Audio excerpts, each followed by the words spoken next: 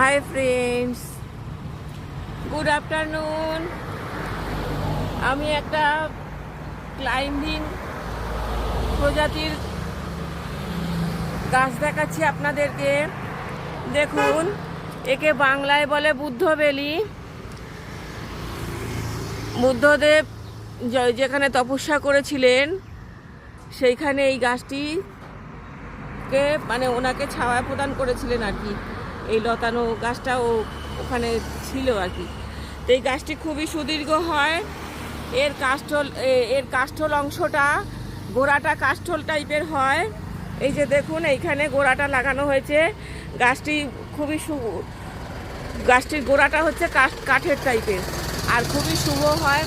এবং এতে এই যে ফুলগুলো এখন শুকিয়ে গেছে, অতিরিক্ত এখানে তো টেম্পারেচার অতিরিক্ত, একদম মর্নিংয়ের দিকে ফুলগুলো পাওয়া যায় পার্পেল কালারের, এবং ভিতরটা হয় পার্পেল কালার আর বাইরেটা হয় আপনার পিঙ্ক টাইপের। তো গাছটি পুরো লতানো হাড়।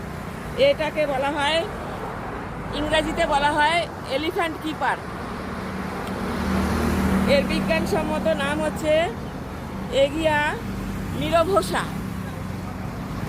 এর পাতার সৌন্দর্য, পাতার শিরা উপশিরাগুলো খুবই সুন্দর, এবং পাতার দুটো সাইড দুরকম দেখতে। দেখুন, উল্টো দিকটাতে এই যে লোমশ টাইপের লোম টাইপের হয়, প্রচুর লোম থাকে, ফাইবার থাকে, ডালপালাও এরকম সাদা সাদা টাইপের হয়।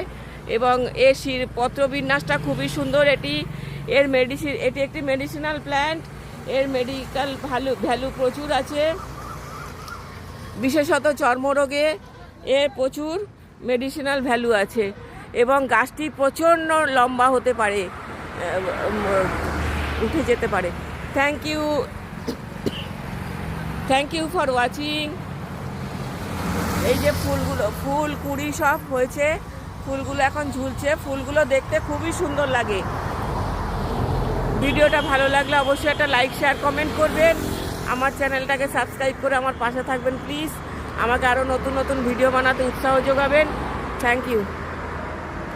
যারা অলরেডি আমার চ্যানেলটাকে সাবস্ক্রাইব করে দিয়েছেন তাদের জন্য অনেক অনেক ধন্যবাদ রইল।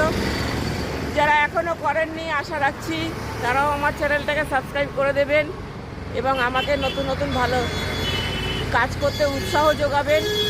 Thank you for watching.